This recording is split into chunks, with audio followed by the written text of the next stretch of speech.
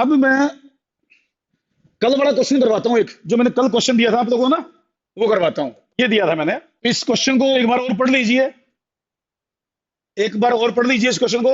मैं इसको सोल्व कर रहा हूं, ध्यान से देख लीजिए।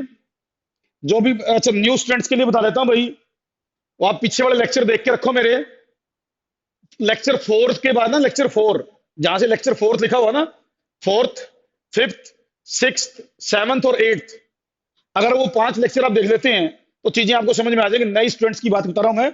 लेक्चर नंबर 4, 5, 6, 7 और 8, वहां से ये टॉपिक स्टार्ट हुआ जो मैं आज पढ़ा रहा हूं, जो आज पढ़ाऊंगा ना, वो टॉपिक लेक्चर 4 से स्टार्ट हुआ है। वहां से आपको देखने पड़ेंगे, तब आपको चीजें समझ में आएंगी।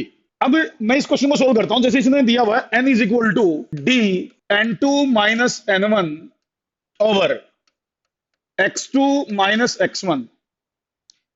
ये जो नेगेटिव साइन है इसका कोई रोल नहीं है, इस नेगेटिव साइन से कोई फर्क नहीं पड़ेगा अपने, तो इसको मैं लिख नहीं रहा साथ में। अब इसमें एक चीज देखो आप, इसमें देखो, इसमें मतलब number of particle crossing per unit area. देखो एक बार, अच्छा क्वेश्चन है, ध्यान से सुनते जाना है जी। कुछ बच्चों का निकला होगा, कुछ का नहीं निकला होगा। इसने क्या बोला, number of particle crossing per unit area, crossing per unit area perpendicular to X axis in unit time. एक वर्ड ये है, in unit time, in unit time. Crossing per unit area, per unit area, per unit time, ये है अपना per unit area per unit time N. तो इसका मतलब N क्या हुआ, एन हुआ number by area into time, ये एन हुआ। एन क्या हुआ, number by area per unit time, ये वही एन की वैल्यू। उसके बाद where n1 and n2 are number of particle per unit volume। n1 n2 क्या है, n1 n2, n1 and n2 number of particle by volume, number of particle by volume, ये n1 n2 है। उसके बाद x1 x2 क्या है, x1 x2, these are distances, x1 x2 distances हैं, x1 x2 distances हैं, डिस्टेंसेस हैं। ये सब कुछ बता रखा है इस स्टेटमेंट के अंदर। इसने हमसे पूछा what are the dimension of D, D के डायमेंशन इसने हमसे पूछे हैं, डी के dimension, what are the dimension of D. तो मुझे डी के डायमेंशन बताने हैं, ये आपने ध्यान से नोट करना भाई। अभी डी के डायमेंशन क्या होंगे, तो बेटा मैं पहले देखो, सबके जो चीज निकालनी है उसको छोड़ के सबके डायमेंशन लिखता हूं मैं, डी को छोड़ के सबके डायमेंशन में लिख देता हूं। बेटा देखो एन क्या है, number by area by time, तो इसके डायमेंशन क्या होंगे, L minus two T minus one, इसके डायमेंशन होंगे L minus two T minus one. N one N two के क्या होंगे, एल की power minus three, N one N two के होंगे एल की power minus three. X one X two के क्या होंगे, एल वन, इसके होंगे एल वन। तो यहां लिखता हूं मैं L minus two T minus one D, N one N two L minus three L minus three, X one X two L one minus L one. ये डायमेंशन इसके बनेंगे। अब देखो बेटा, मुझे डी के निकालने, ये मिटा देता हूं मैं, इधर लिख दिया मैंने, उसको सबको मिटा रहा हूं मैं। देखो भाई, यहां से देखो ऊपर क्या बचा भाई, ये तो क्या, एल की पावर माइनस टू टी की power minus one into D, L minus three L minus three, subtract करोगे तो एल माइनस थ्री बचेगा, ये एल माइनस थ्री ही बचेगा, divide by L one minus L one, ये भी एल वन बचेगा, this is also L one. मुझे D के निकालने हैं, डी को छोड़ के सब कुछ इधर ले आओ, L minus two T minus one L one, नीचे आएगा एल की पावर माइनस थ्री, एल की पावर माइनस थ्री। अब देखो क्या बचा, मेरे हिसाब से बचा भाई, सोल्व करके देखो तो L two T minus one, L two T minus one, ये बचा इसका L two T minus one, L two T minus one इसका ऑप्शन बचेगा। तो L two T minus one किसमें है भाई, ये फोर्थ ऑप्शन है अपनी, फोर्थ ऑप्शन। तो फोर्थ इसका आंसर बनेगा L two T minus one का, तो फोर्थ ऑप्शन इसका आंसर होगा। मेरे हिसाब से ये आंसर बनना चाहिए, देख लो कैसे आया। चलो बेटा, जो मैंने डीपीपी डाल रखी है, असाइनमेंट डाला हुआ है, उसमें कुछ क्वेश्चंस डाले हुए मैंने, 30 क्वेश्चन होंगे इसमें। आप 1 से 10 क्वेश्चन के बीच में 1 to 10 कोई भी क्वेश्चन मेरे से पूछना चाहें तो पूछ सकते हैं। 1 to 10 कोई भी क्वेश्चन आप मेरे से पूछना चाहें तो पूछ सकते हैं। 1 to 10 इसने पूछा है what are the dimensions of calorie. Calorie के डायमेंशन बताओ। तो बेटा कैलोरी का मतलब एनर्जी, एनर्जी के लिए पूछ रहा है। तो एनर्जी के क्या होंगे, M1L2 T-2, M1L2 T-2 energy वाले होने चाहिए कैलोरी के। तो M1L2 T-2। Question number 8th question और देखिए, बच्चे ने पूछा 8th क्वेश्चन नंबर 8th देखिए आप लोग। 8th में पूछ रहा है dimensions of volume elasticity. Volume elasticity के डायमेंशन बताइए। वॉल्यूम इलास्टिसिटी, बेटा वॉल्यूम इलास्टिसिटी ना बल्क मॉडुलस के लिए वर्ड यूज होता है, बल्क मॉडुलस के लिए। मैंने आपको बल्क मॉडुलस के डायमेंशन बताए थे, तो जो बल्क मॉडुलस के डायमेंशन है वही वॉल्यूम इलास्टिसिटी के हैं। और बल्क मॉडुलस के जो बताए थे मैंने वो प्रेशर के बराबर आए थे, प्रेशर के बराबर या स्ट्रेस के बराबर। तो देखो इसमें कौन से हैं प्रेशर या स्ट्रेस के बराबर, वो डी ऑप्शन है भाई, डी ऑप्शन है, डी इसका आंसर होगा। तो 8th क्वेश्चन तो ये होगा। एक 7th का पूछा बच्चे ने, 7th क्वेश्चन नंबर 7th और देखो, ये पूछा डायमेंशन ऑफ वन और more pairs are same, identify the pair. 7th में ये पूछा किसके डायमेंशन, किस पेयर के डायमेंशन सेम है, किसके डायमेंशन सेम है ये पूछ रहा है। तो देखो टॉर्क और वर्क के डायमेंशन सेम होते हैं, इन दोनों के डायमेंशन M1L2 T-2 है, M1L2 T-2 है, वर्क और टॉर्क के। अच्छा लाइट ईयर डिस्टेंस है, लाइट ईयर भी, डिस्टेंस और वेवलेंथ इनके भी सेम होने चाहिए मेरे हिसाब से, तो इनके भी सेम होने चाहिए। क्या आंसर दे रखा है इसने भाई, लाइट ईयर डिस्टेंस होता है एक, वेवलेंथ भी डिस्टेंस है, इनके भी सेम होंगे, L1 होंगे दोनों के L1। Energy and agents models अलग अलग होंगे, एंगुलर मोमेंटम और वर्क के भी अलग होंगे। दो आंसर होने चाहिए इसके, तो ए और डी, ए और डी आंसर होंगे इसके, ए और डी, ए और डी दो आंसर बनेंगे इसके। हाँ दोनों दे रखे हैं इसके आंसर, दोनों दे रखे होंगे ना, दो ही आंसर बनेंगे बेटा इसके। उसके बाद 9th क्वेश्चन देखिए, 9th question, question number 9, question number 9 देखिए। ये कहता है dimension of universal gravitational constant. हाँ हाँ, यूनिवर्सल ग्रेविटेशनल कांस्टेंट के डायमेंशन निकालने हैं, मैं सिखाऊंगा, मैं बताता हूं। देखो बेटा आपको ये फॉर्मूला पता है, F is equal to G M1 M2 by R square. क्या सबने ये फॉर्मूला पढ़ा हुआ है, F is equal to G M1 M2 by R square? अगर किसी ने नहीं पढ़ा हो तो ये फॉर्मूला बता देता हूं। ये फॉर्मूला होता है फोर्स का। इसमें F जो है ना वो फोर्स होता है, F इसमें फोर्स होता है, R इसमें डिस्टेंस होता है, और M1 M2 मासीज होते हैं, M1 M2 मासीज। तो जो G है ना, G, इस G का नाम है यूनिवर्सल ग्रेविटेशनल कांस्टेंट, इस G का नाम यूनिवर्सल ग्रेविटेशनल कांस्टेंट है। तो ये G के डायमेंशन पूछ रहा है मेरे से, तो F R square over M1 M2, F R square over M1 M2, ये G के डायमेंशन यहां से मुझे निकालने हैं। तो मैं निकाल के बता देता हूं, कुछ बच्चों ने निकाल दिए होंगे, कुछ को बता देता हूं।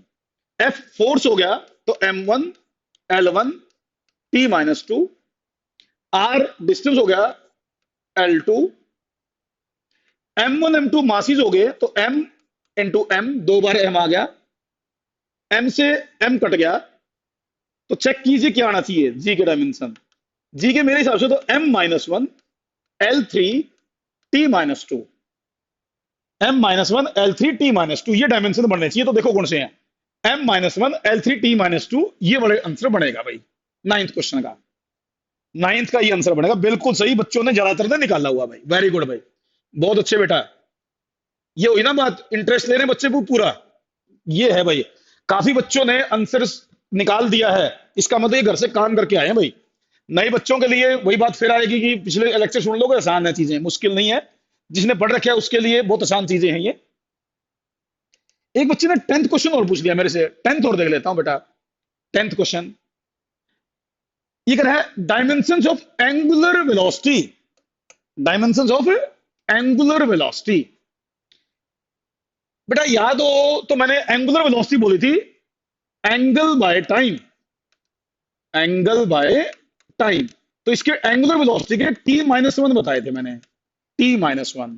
तो T-1 तो A में है भाई, ये है इसका आंसर A। T-1 बताए थे एंगुलर वेलोसिटी के, तो T-1 इसका आंसर आ जाएगा। चलो अब बोलो 10 से 20, 10 से 20 कोई भी क्वेश्चन पूछना हो, 10 से 20 कोई भी क्वेश्चन पूछना हो तो आप पूछ सकते हैं मेरे से। 10 से 20, एक बच्चे ने 14th और 12th पूछा मेरे से, 12th 14th 16th। पहले 12th बताता हूं बेटा। 12th बेटा देखो, इसने मुझे डायमेंशन ऑफ कपल, कपल जो वर्ड है ना वो टॉर्क के लिए भी यूज करते हैं। वैसे तो कपल अलग होता है, लेकिन कई बार कपल वर्ड टॉर्क के लिए यूज करते हैं, टॉर्क के लिए। तो टॉर्क के क्या बताए थे मैंने? M1 L2 T-2। क्या बताए थे टॉर्क के? M1 L2 T-2। तो ये होना चाहिए भाई कपल के, फिर M1 L2 T-2, ये इसका आंसर होना चाहिए। 14th क्वेश्चन देखिए, ये कह रहा है dimensional formula for modulus of rigidity. तो बेटा modulus of rigidity, bulk modulus, Young's modulus, pressure, stress, इन सब के सेम थे फार्मूले। क्या आया था? M1 L-1 T-2, M1 L-1 T-2। है कोई ऐसा? डी ऑप्शन है बेटा 14th में, डी ऑप्शन है M1 L-1 T-2, 14th का ये आंसर बनेगा। 16th भी पूछा बच्चे किसी ने, ये पूछने वाला क्वेश्चन था भाई 16th। हाँ वेरी गुड भाई, जिसने भी पूछा है 16th क्वेश्चन अच्छा पूछा भाई। 16th क्वेश्चन मैं समझाऊंगा, आप 16th क्वेश्चन को एक बार ध्यान से सुनिए। मैं एक बार बोर्ड पे समझाता हूं इसको, 16th को बोर्ड पे समझाता हूं। देखो प्लैंक्स कांस्टेंट, ये कई जगह यूज होगा, अच्छा है नोट करना इसको। प्लैंक्स कांस्टेंट का बेटा एक फार्मूला होता है, E is equal to H nu. एक बार फार्मूला लिखो, फिर मैं एच के डायमेंशन बताता हूं। E is equal to H nu. इसमें E होती है energy, E is energy. Nu जो है ये होती है फ्रीक्वेंसी, न्यू इज फ्रीक्वेंसी। और H जो है इसी का नाम है प्लैंक्स कांस्टेंट, इसका नाम प्लैंक्स कांस्टेंट है। तो ये कह रहा है एच के डायमेंशन बताओ। इसने हमसे एच के डायमेंशन पूछे 16th क्वेश्चन में। बहुत ही अच्छा है ये फॉर्म क्वेश्चन, ध्यान रखना है, नोट कर लेना इसको इंपॉर्टेंट लिख के। तो इसने एच के डायमेंशन मेरे से पूछे हैं बेटा। मैं यूं लिख सकता हूं, H is equal to energy by frequency. Frequency को नीचे ले आओ, तो एनर्जी के डायमेंशन मैंने आपको बताए हैं M1 L2 T-2, M1 L2 T-2, और फ्रीक्वेंसी के मैंने बताए हैं T-1। तो यहां से आएंगे भाई M1 L2 T-1, M1 L2 T-1, ये इसके आंसर आएंगे M1 L2 T-1। तो ये नोट कर लो इसका M1 L2 T-1। अच्छा एक चीज बताओ, चलो मैं क्वेश्चन भी पूछ लेता हूं यहीं से। आपने मेरे से पूछा, मैं आपसे पूछता हूं भाई, उल्टा सुल्टा, अदले का बदला। मुझे बताओ M1 L2 T-1 किसी एक चीज के और भी डायमेंशन आए थे, मैंने लिखवा रखे हैं, मैंने लिखवाए हुए हैं, ये किसी एक चीज के और भी आए थे। बताओ किसके आए थे डायमेंशन? यही डायमेंशन पहले मैंने किसके लिखवाए हुए हैं? एक तो ये प्लैंक्स कांस्टेंट क्या है, किस फिजिकल क्वांटिटी के सेम डायमेंशन होते हैं, मुझे लिख के बताओ, लिख के बताओ। Very good Divanshi, Divanshi very good, Divanshi Gupta, Divanshi Gupta बिल्कुल सही। माधव मिड्डा बिल्कुल सही। यास्वी मलिक, स्नेहा, अरे वेरी गुड। वंशिका, विवेक, सोनम, मानवी तायल, कृष्णम, महक, नंदनी, वेरी गुड भाई वेरी गुड। रवि पंजेठा, शिक्षा, मंजीत, मन्नत मन्नत मन्नत, भावुक, शुभम, सक्षम खरबंदा, रुचिका, सार्थक, अरमान, वेरी गुड भाई बहुत अच्छे। यही डायमेंशन होते हैं एंगुलर मोमेंटम के, एंगुलर मोमेंटम, एंगुलर मोमेंटम के भी यही होते हैं भाई, सेम डायमेंशन एंगुलर मोमेंटम के भी होते हैं। जो प्लैंक्स कांस्टेंट के हैं वही एंगुलर मोमेंटम के भी होते हैं।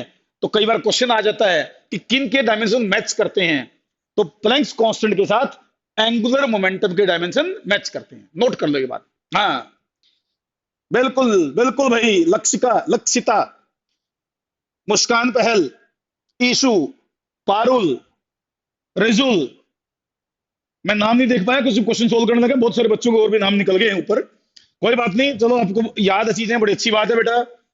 बहुत अच्छी बात है, आप चीजों को ध्यान रख रहे हैं, वेरी इंटरेस्टिंग। चलिए नेक्स्ट क्वेश्चन पर आते हैं, नेक्स्ट क्वेश्चन को सोल्व करते हैं। ये क्वेश्चन नंबर 16 था। इसके अलावा 10 10 टू 20 15th और पूछा बच्चों ने, 15th क्वेश्चन और मैं सोल्व कर देता हूं। क्वेश्चन नंबर 15 देख लीजिए बेटा। क्वेश्चन नंबर 15 देखो सभी अपने डीपीपी में। ये कह रहा dimensional formula for RMS root mean square velocity. Root mean square velocity, बेटा वेलोसिटी कोई हो, root mean square, average velocity, भाई आपकी मोस्ट प्रोबेबल वेलोसिटी, कोई भी वेलोसिटी हो, velocity of light, critical velocity, escape velocity, orbital velocity, कोई भी वेलोसिटी हो, उसके डायमेंशन L1 T-1 बढ़ेंगे। L1 T-1 किसी भी नाम से पूछ ले, वेलोसिटी होनी चाहिए बस वहां। तो L1 T-1 ये बने ए L1 T-1। रवि वो डायमेंशनलेस है भाई, वो डायमेंशनलेस है। हाँ वेलोसिटी वाले डायमेंशन बढ़ेंगे भाई। 10 टू 20 इसके अलावा कोई भी क्वेश्चन पूछना पूछिए। 10 टू 20 कोई भी प्रॉब्लम हो, कोई डाउट हो, क्लियर कीजिए। बिल्कुल डाउट दिमाग में नहीं रहनी चाहिए भाई, साथ साथ सारी डाउट क्लियर करनी है हमने, तभी आगे बढ़ेंगे हम। करण कह रहा है सारे क्वेश्चन हो गए मेरे तो। नहीं फिर भी पूछो बेटा, किसी के नहीं हुआ। 10 टू 20 कोई नहीं है। 20 टू 30 20 टू 30 जो भी क्वेश्चन आपने पूछना है मेरे से पूछ सकते हैं आप। 20 टू 30 20 से लेकर 30 के बीच में कोई भी आपको क्वेश्चन की डाउट हो, आप मेरे से पूछिए, क्वेश्चन सोल्व कीजिए। पूरा असाइनमेंट आपका सोल्व होना चाहिए। आपके जल्दी ही टेस्ट स्टार्ट करने वाले हैं हम, फिर ये टेस्ट में क्वेश्चन भी आएंगे। अभी डाउट क्लियर कर लो, डाउट पेंडिंग नहीं रहनी चाहिए। क्वेश्चन नंबर 19, क्वेश्चन नंबर 19 देखिए। पहले एक बच्चे ने पूछा, अब लेट पूछा है, कोई बात नहीं, 19 बताता हूं पहले मैं। क्वेश्चन नंबर 19, क्वेश्चन नंबर 19 पढ़िए। पहले पहले मैं 19 बताता हूं, उसके बाद आगे बढ़ूंगा मैं। 26वां भी पूछा है कि 30वां पूछा है, पहले मैं 19 सोल्व कर देता हूं बेटे। देखो ये कह रहा which of the following is dimensionally correct. कौन सा फार्मूला डायमेंशनली करेक्ट है बेटा? ये है करेक्ट, ये वाला करेक्ट है। प्रेशर जो है ना, आप एनर्जी को वॉल्यूम से डिवाइड करके देखो एक बार। एनर्जी को वॉल्यूम से डिवाइड करके देखो बेटे, एनर्जी बाय वॉल्यूम। एक बार डायमेंशन निकाल के देखो इसके आप। एनर्जी के होते हैं M1 L2 T-2 over L3। तो ये बचेंगे बेटा M1 L-1 T-2। तो एनर्जी के को वॉल्यूम से डिवाइड करो तो प्रेशर के बराबर आते हैं। एनर्जी को वॉल्यूम से डिवाइड करोगे तो प्रेशर के बराबर डायमेंशन आते हैं। इसका मतलब बी ऑप्शन इसकी करेक्ट है। बी ऑप्शन इसका मतलब इसकी करेक्ट है। क्वेश्चन नंबर 19 था। उसके बाद देखा बच्चों ने मेरे से पूछा है क्वेश्चन नंबर 23। 23 देख लीजिए फिर। 23 मैं जो सीक्वेंस बताऊंगा 23, 26 और 30, ये और पूछे मेरे से बच्चों ने, ये और पूछे, ये भी सोल्व करवाने वाला हूं मैं। पहले 23 डिस्कस करता हूं। पहले 23 क्वेश्चन नंबर 23 कहां है भाई? देखो ये बेटा क्वेश्चन नंबर 23। 23 में क्या पूछ रहा है? Represent the dimensional formula M1 L1 T-1। M1 L1 T-1 किसका फार्मूला बेटे? मेरे हिसाब से तो M1 L1 T-1 linear momentum का डायमेंशन है। मोमेंटम, इसको लीनियर मोमेंटम कहते हैं, लीनियर मोमेंटम या momentum. M1 L1 T-1, M1 L1 T-1, तो ये इसके डायमेंशनल फार्मूला होना चाहिए M1 L1 T-1। नोट कर लो ये और देखो बेटा। उसके बाद 26वां क्वेश्चन पूछा बच्चों ने, 26 देख लेते हैं। देखो बेटा एक बार पढ़ो, 26 को पढ़िए एक बार।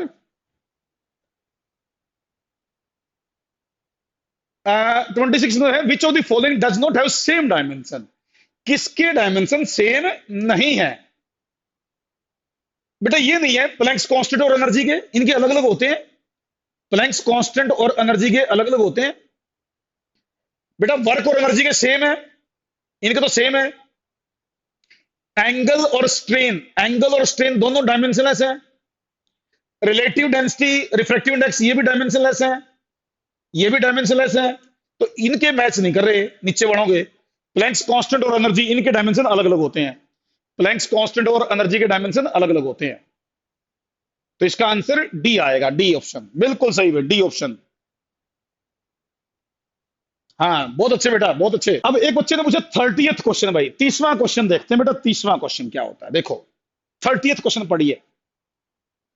इसने मुझे dimensional formula for wave number, wave number. अब ठीक बात है, बच्चे ने भाई मैंने तो वेव नंबर के लिखवाए नहीं थे आपको, वेव नंबर के लिखवाया नहीं। वेव नंबर होता क्या है, व्हाट इज वेव नंबर?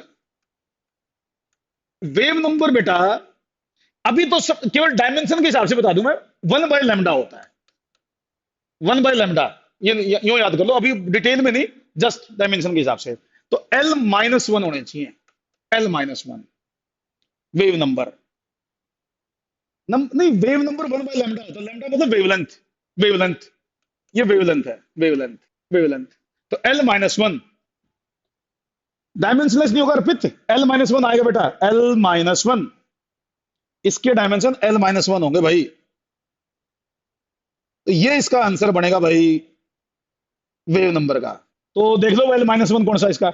अब मैं मान लूं कि आपने पूरी डीपीपी सोल्व कर ली बेटा, मैं मान के चलूं कि कंप्लीट डीपीपी आपकी सोल्व हो गई है, कोई डाउट इसमें नहीं है। अगर आगे चल के इसमें से टेस्ट लिया जाए तो आप अच्छा अटेम्प्ट करेंगे इस पोर्शन में। अभी एक डीपीपी कल आज या कल एक और डाल दूंगा मैं डीपीपी, एक डीपीपी और डालने वाला हूं बहुत जल्दी। 24th एक बच्चे ने पूछा, 24th किसी की डाउट रहेगी वो क्लियर कर देता हूं। 24th एक बच्चे की डाउट रहेगी वो डिस्कस कर देता हूं। 24th बेटा इसने मुझे what are the dimension of heat energy. बेटा एनर्जी आ गया वर्ड, तो चाहे एनर्जी काइनेटिक हो, एनर्जी पोटेंशियल हो, इलेक्ट्रिक एनर्जी हो या कोई और एनर्जी हो, तो एनर्जी के तो डायमेंशन एनर्जी वाले ही होंगे। तो एनर्जी का मतलब M1L2 T-2, M1L2 T-2। तो M1L2 T-2 इसका आंसर होगा भाई। तो ये देखो इसका आंसर क्या बना, ए बिल्कुल सही। कुछ ऐसी क्वांटिटी है जो डायमेंशनलेस होती है बट यूनिट होती है उनकी, उनमें से एंगल भी एक है। एंगल एक ऐसी क्वांटिटी है जिसको डायमेंशनलेस तो है बट यूनिट है। सॉलिड एंगल भी है, एंगल भी है, ऐसी क्वांटिटी है बेटा, ऐसी कोई बात नहीं जो डायमेंशनलेस तो है बट यूनिटलेस नहीं है, होती है ऐसी quantity. Those may be dimensionless but may have units also. चलिए मैं मान के चलूंगा, नो डाउट अब आपकी ये डाउट्स क्लियर हो गई हैं। तो मैं मान लेता हूं ये डाउट्स क्लियर होगी बेटा आपकी। इस डीपीपी को हमने सोल्व कर लिया है। अच्छा कल वाली डीपीपी करवा दूं, कल वाली डीपीपी उसके कुछ और क्वेश्चन करवा दूं। तो कल क्वेश्चन करवाए थे ना, मैं उसमें से कुछ क्वेश्चन अब आपसे पूछूंगा, जो कल हमने क्वेश्चन करवाए थे उसी से मिलते जुलते क्वेश्चन आपसे पूछे जाएंगे। अब इसमें पढ़िए फिर ये क्या कह रहा है देखो। ये पूछ रहा है भाई एस डिस्प्लेसमेंट है, एस इज डिस्प्लेसमेंट, और इस स्टार्ट ऑफ टाइम का T is time, T time है, एस डिस्प्लेसमेंट है। तो what are the dimension of C by B, C divide by B, इसके डायमेंशंस आपको बताने हैं। What are the dimension of C divide by B, S displacement है, T time है, तो सी बाय बी के डायमेंशन आपको बताने हैं। तो मैं ही सोल्व कर लेता हूं, तुम ज्यादा टाइम ना खराब कर दो, कहीं कहीं आप ज्यादा टाइम खराब कर दो, मैं ही सोल्व करता हूं, मिला लेना आपका आंसर जो आपने कॉपी पे किया है। बेटा देखो S is equal to AT plus BT² plus CT³। इसमें AT ये भी डिस्प्लेसमेंट होगा, BT² ये भी डिस्प्लेसमेंट होगा, CT³ ये भी डिस्प्लेसमेंट होगा।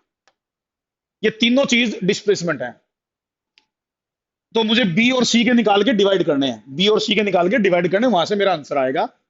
तो मैं BT² डिस्प्लेसमेंट के बराबर है, BT² डिस्प्लेसमेंट मतलब L1 के बराबर है, L1 के बराबर।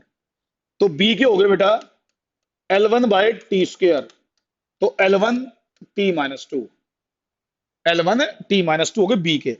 अब CT³ ये भी डिस्प्लेसमेंट है मतलब L1 के बराबर है, तो सी के हो गए भाई L1/T³, L1T-3, L1T-3। अब सी वाले बी से, सी बाई बी, तो L1T-3 डिवाइड बाय L1T-2। देखो क्या आंसर आया, L1 से L1 कट गया तो T-1 आंसर आया, T-1, T-1। देखो क्या आंसर है, T-1। फोर्थ आंसर बना इसका, फोर्थ आंसर, आंसर फोर्थ। ये बताओगे आप मेरे को इस क्वेश्चन को अभी सोल्व करवाया था मैंने। H by lambda, H Planck's constant है, एच जो है वो प्लैंक्स कांस्टेंट है, लैम्डा जो है वो वेवलेंथ है। एच प्लैंक्स कांस्टेंट है, लैम्डा वेवलेंथ है, तो एच बाय लैम्डा के डायमेंशन बताओ, एच बाय लैम्डा के। H Planck's constant lambda wavelength हो तो बताइए एच बाय लैम्डा के डायमेंशन क्या होंगे। What are the dimension of H by lambda. बेटा एच के डायमेंशन क्या होंगे, एच के डायमेंशन, एच के होंगे m1l2t-1। ये हो गए एच के, अभी लिखवाए थे एच के तो यार, प्लैंक्स कांस्टेंट के, ध्यान रखो ना। लैम्डा वेवलेंथ तो L1, क्या बचे इसके, m1l1t-1, m1l1t-1। ये किसके होते हैं, ये मोमेंटम के होते हैं, मोमेंटम आंसर होगा इसका। क्वेश्चंस पर आता हूं, दूसरे टॉपिक को सोल्व करवाता हूं। अब दूसरे टॉपिक को सोल्व करवाता हूं बेटा। अब ना एक बहुत ही अच्छा क्वेश्चन सोल्व करवाऊंगा मैं, और 2 क्वेश्चन मैं घर के लिए दूंगा उसके बाद। तो मैं जो क्वेश्चन सोल्व करवा रहा हूं उसको ध्यान से सुनना है आप लोगों ने एक बार, और वेरी वेरी इंपॉर्टेंट क्वेश्चन लिख लेना उसके ऊपर, बहुत बहुत ही इंपॉर्टेंट क्वेश्चन है। ठीक, तो अब लिख लीजिए एक बार, मैं स्टेटमेंट लिखता हूं। ये कहता है derive formula for mass, derive formula for mass in terms of speed of light, in terms of speed of light, Planck's constant, Planck's constant, and universal gravitational constant। ये लिख लीजिए, बहुत ही इंपॉर्टेंट। उसके साथ लिख लो very very important, very very important लिख लो उसके साथ। मैं सोल्व कर रहा हूं इसीलिए सोल्व कर रहा हूं, बहुत इंपॉर्टेंट है। एक बार आप पहले सीखो, फिर इसको ध्यान रखो। और 2 क्वेश्चन इसी से मिलते जुलते मैं घर के लिए आपको दूंगा, फिर आपने वो 2 क्वेश्चन भी घर से करके आने हैं। पहले इसको समझ लो बेटा। इसने बोला भाई मास को डिराइव करना है, speed of light, Planck's constant और यूनिवर्सल ग्रेविटेशनल कांस्टेंट। बेटा देखो, स्पीड ऑफ लाइट को मैं सी से रिप्रेजेंट करूंगा, स्पीड ऑफ लाइट को सी से रिप्रेजेंट करूंगा।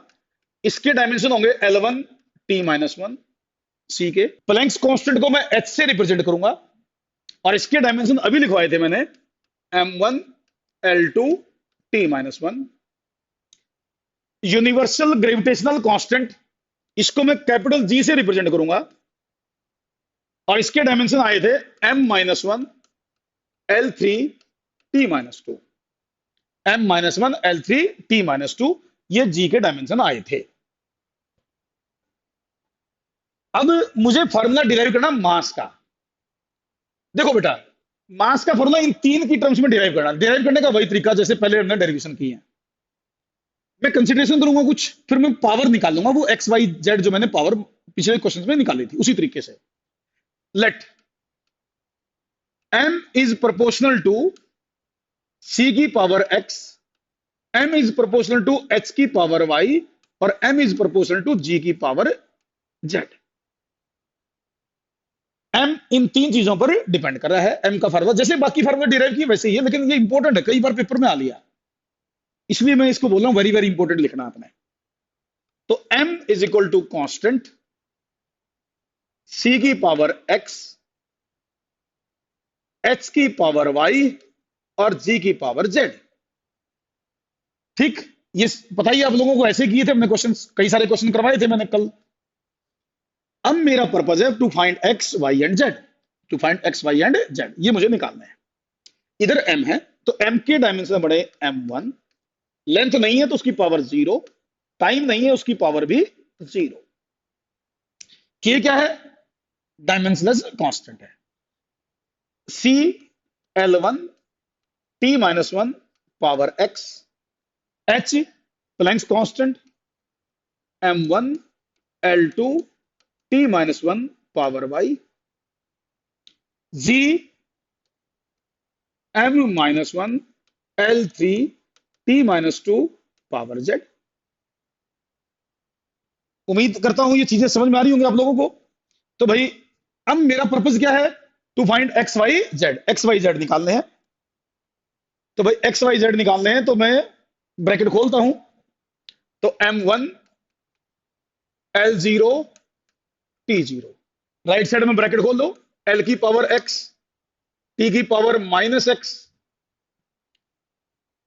M की पावर y, L की पावर 2y, T की पावर माइनस y, फिर M की पावर माइनस z, L की पावर 3z,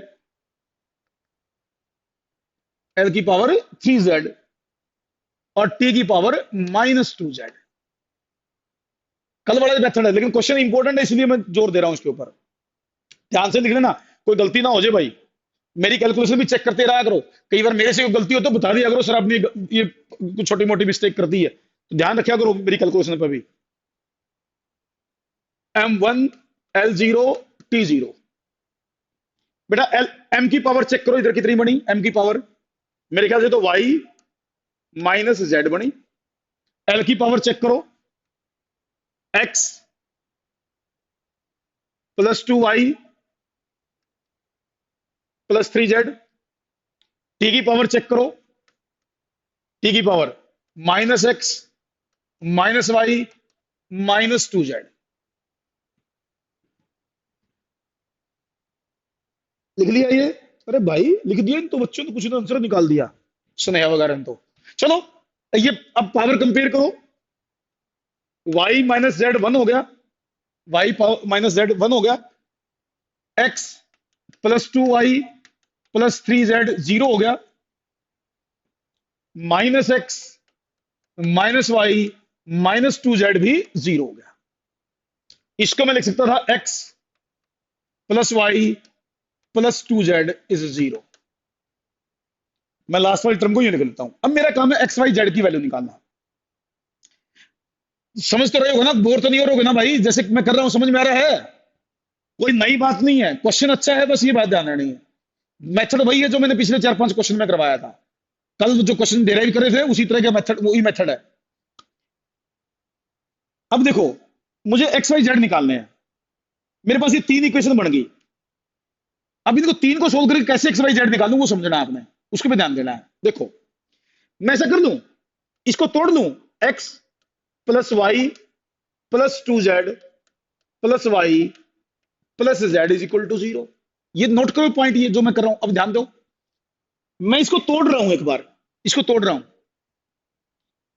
2y को मैं लिख लिया y प्लस वाई। ये स्टेप समझना है, बड़ा इंपॉर्टेंट पॉइंट है ये, बड़े क्वेश्चन को आसान करने का तरीका बता रहा हूं। अब ये जो चीज थी ना 2y, इसको तोड़ दिया, y प्लस वाई लिख लिया, 2y को y प्लस वाई। 3z को भी तोड़ दिया, 3z को भी 2z प्लस z लिख दिया।